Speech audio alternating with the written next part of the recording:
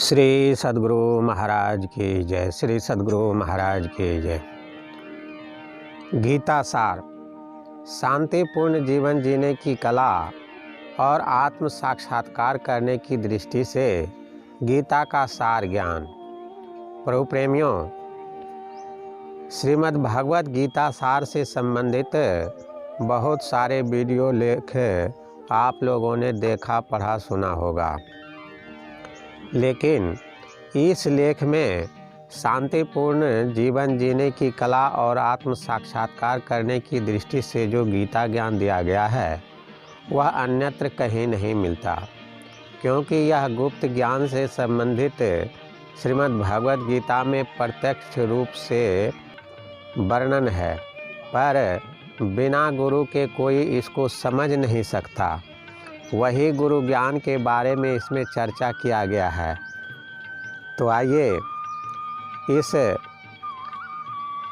लालदास जी महाराज लिखित गीता सार पुस्तक के भाष्यकार के शब्द पढ़ें। सर्वोपनिषदो गावो दुग्धा गोपाल नंदनः पार्थो वत्सो सुधीर भोक्ता दुग्धम गीतामृतम महत। वैष्णव तंत्र शास्त्र। सभी उपनिषद गाय हैं। भगवान श्री कृष्ण उन गायों के दुहने वाले हैं। अर्जुन बछड़ा है और अच्छी बुद्धि वाले लोग गीता के श्रेष्ठ वचनामृत रूपी दूध का पान करने वाले हैं। महाभारत संस्कृत भाषा में वेदव्यास जी के द्वारा लिखा गया एक ऐतिहासिक ग्रंथ है। यह पद्यात्मक है और इसके श्लोकों की संख्या 1 लाख से अधिक है। इसमें कौरव पांडवों का इतिहास वर्णित है। संसार के समस्त ग्रंथों में यह सबसे अधिक मोटा है। इसमें 18 अध्याय हैं और प्रत्येक अध्याय पर्व कहलाता है। इसके एक अध्याय का नाम है भीष्म पर्व। इस भीष्म पर्व के 25वें अध्याय से लेकर 42वें तक के अध्यायों को अलग करके श्रीमद् भगवत गीता नाम दिया गया है। श्रीमद् भगवत गीता के भी 18 अध्याय हैं और इसके श्लोकों की संख्या 700 है। इसमें कुल मिलाकर 9456 शब्द प्रयुक्त हुए हैं। श्रीमद् भगवत गीता में मुख्यतः 2 प्रकार के छंद प्रयुक्त हुए हैं, अनुष्टुप और त्रिष्टुप। अनुष्टुप छंद के 4 चरणों में से प्रत्येक में 8-8 अक्षर होते हैं। 4 चरणों वाले त्रिष्टुप छंद के प्रत्येक चरण में 11-11 अक्षर होते हैं। श्रीमद् भगवत गीता के 645 श्लोक अनुष्टुप छंद से और 55 श्लोक त्रिष्टुप छंद से बंधे हुए हैं। आज से लगभग 5200 वर्ष पूर्व कुरुक्षेत्र में कौरव और पांडव अपनी अपनी सेनाओं के साथ परस्पर युद्ध करने के लिए एकत्र हुए थे। दोनों ओर की सेनाओं की संख्या 18 अक्षौनी थी। राजगद्दी के लिए यह युद्ध होने जा रहा था। 100 भाई कौरवों के पिता थे अंधे धृतराष्ट्र और 5 भाई पांडवों के पिता थे पांडु। कौरवों में ज्येष्ठ थे दुर्योधन और पांडवों में युधिष्ठिर। पांडु पुत्र अर्जुन भगवान श्री कृष्ण के मित्र और भक्त थे। उनके लिए भगवान युद्ध में सारथी का काम करने जा रहे थे।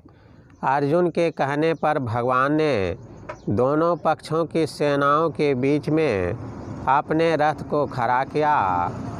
जब अर्जुन ने दोनों पक्षों में स्वजनों और संबंधियों को देखा तो वे मोहग्रस्त हो गए और भगवान के समक्ष युद्ध न करने की इच्छा प्रकट की।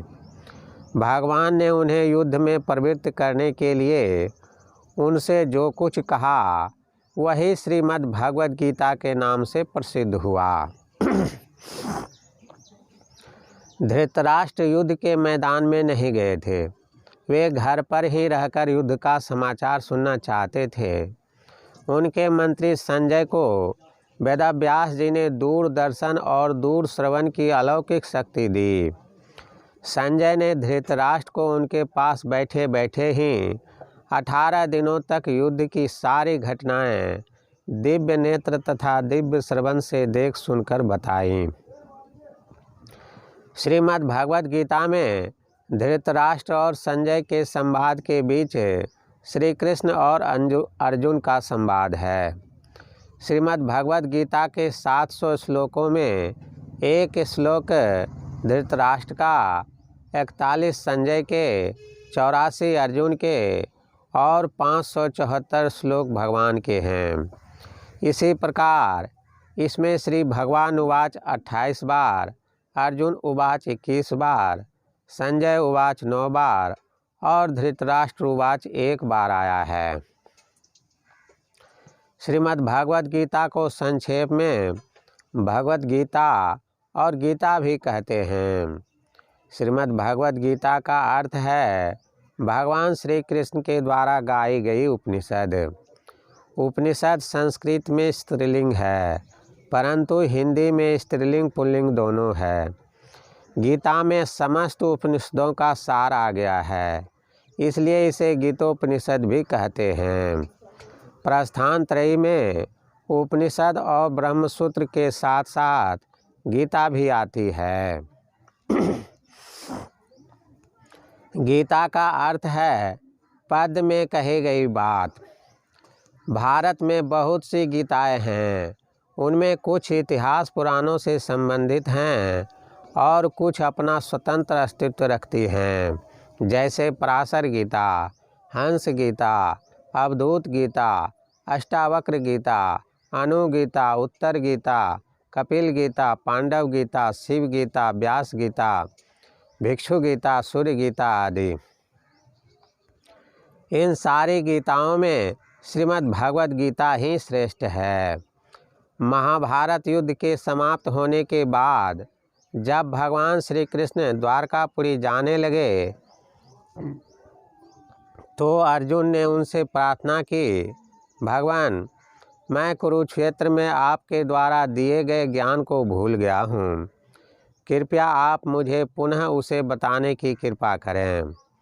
इस पर भगवान ने ज्ञान भूल जाने के लिए अर्जुन को कड़ी डांट फटकार लगाई और कहा कि अब मैं वैसा का वैसा ज्ञान तुम्हें नहीं बता सकूँगा। उस समय मैंने तुमसे जो कुछ कहा था वह योग युक्त होकर कहा था। भगवान ने अपनी ओर से कुछ न कहकर अर्जुन को काश्यप ब्राह्मण और सिद्ध मुनि का ज्ञान संवाद सुना दिया। यह ज्ञान संवाद अनुगीता कहलाया। यह प्रसंग महाभारत के अश्वमेधिक पर्व में है। उत्तर गीता में भी भगवान ने अर्जुन को उपदेश दिया है। उत्तर गीता संभवतः वेदव्यास रचित ब्रह्मांड पुराण से संबंध रखती है। अनुगीता और उत्तर गीता दोनों शब्दों का एक ही अर्थ है, बाद की गीता, पीछे की गीता। अनुगीता तथा उत्तर गीता में एक जैसे उपदेश नहीं है। श्रीमद् भगवद गीता हमें जीवन भर कर्मशील बने रहने की शिक्षा देती है।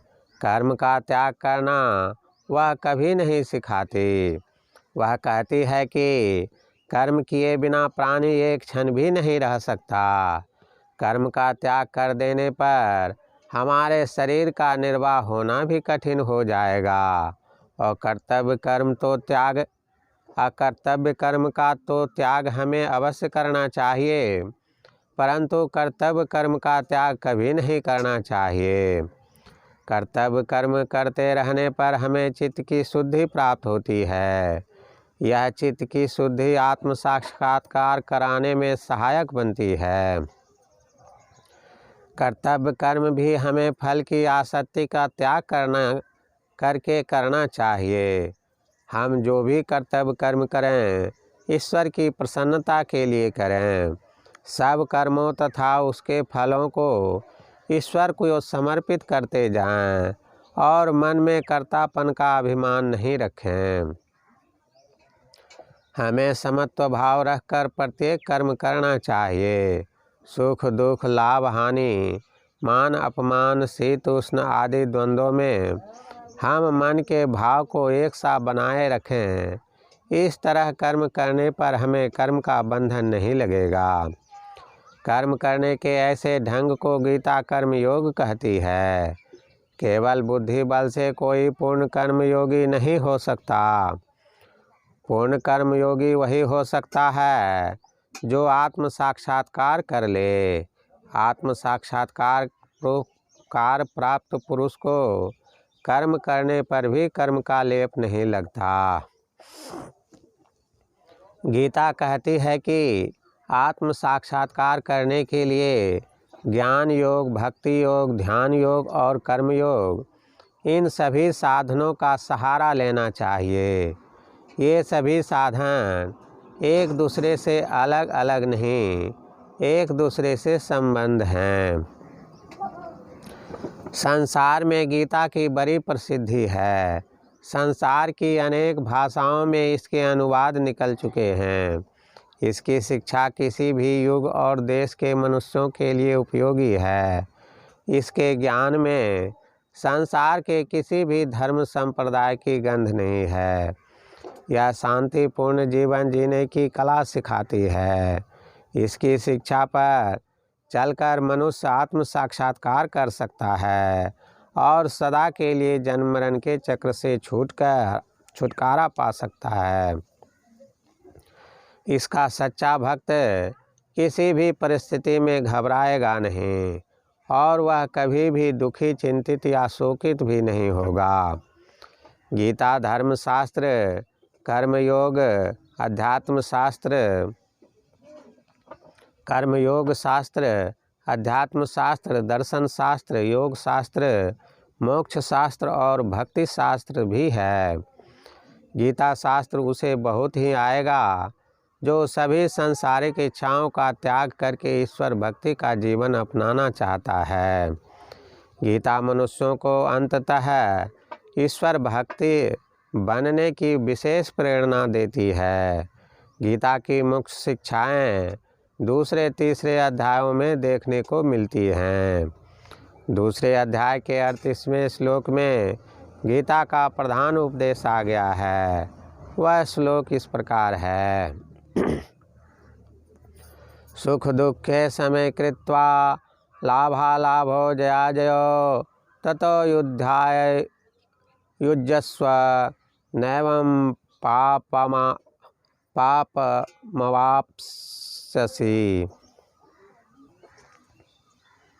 मवाप्यसि। गीता का 12वां अध्याय सबसे छोटा है। इसमें भक्त के जो लक्षण बतलाए गए हैं उन्हें भक्त बनने की इच्छा रखने वाले व्यक्तियों को सदैव स्मरण में रखना चाहिए। 18वां अध्याय सबसे बड़ा है। इसमें 78 श्लोक हैं। इन श्लोकों में गीता का सार आ गया है। कहा गया है कि सब ग्रंथों का सार वेद है। वेद का सार है उपनिषद। उपनिषद का सार है श्रीमद् भगवद गीता और श्रीमद् भगवद गीता का सार 18वें अध्याय में निम्नलिखित 2 श्लोकों में आ गया है। मन मना भव मद भक्तो मद्याजी माँ नमस्कुरु मामैवस्यसि सत्यम ते प्रतिजाने प्रियोसि मे सर्वधर्मान् परित्यज्य मामेकं शरणं व्रज अहम त्वां सर्वपापेभ्यो मोक्षयिष्यामि मा शुचः। महाभारत के भीष्म पर्व के एक श्लोक में गीता की महत्ता बतलाते हुए कहा गया है कि एकमात्र गीता का ही पाठ किया जाना चाहिए। अन्य अनेक शास्त्रों के पाठ से क्या प्रयोजन। यह गीता स्वयं भगवान श्री कृष्ण के मुख कमल से निश्चित हुई है। गीता सुगीता कर्तव्या किमन्य है शास्त्र विस्तर या स्वयं पद्मनाभस्य मुख पद्मात् विनिश्रिता। गीता सार नामनी पुस्तक।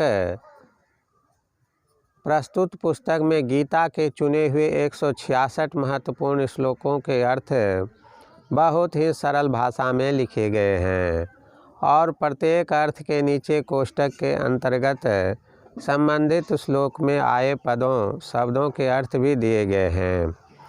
इसमें शक नहीं है कि इस पुस्तक के पढ़ने से पढ़ने वालों को बहुत लाभ होगा।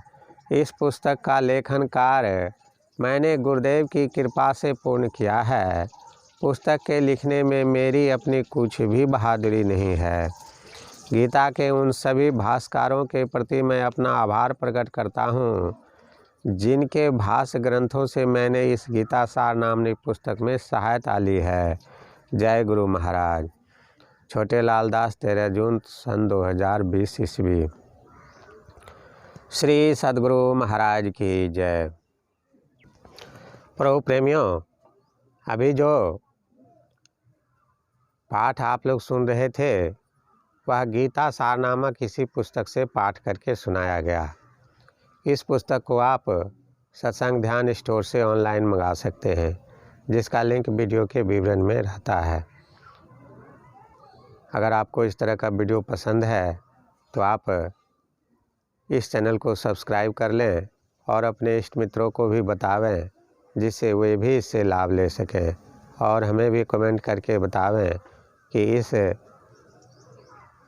पाठ से आपको क्या लाभ मिला, आपने कौन सा ज्ञान प्राप्त किया। श्री सद्गुरु महाराज की जय। गीता सार पुस्तक सत्संग ध्यान स्टोर पर उपलब्ध है। इसके साथ ही गुरु महाराज की बहुत सारी पुस्तकें एवं अन्य साहित्य भी सत्संग ध्यान स्टोर पर उपलब्ध है।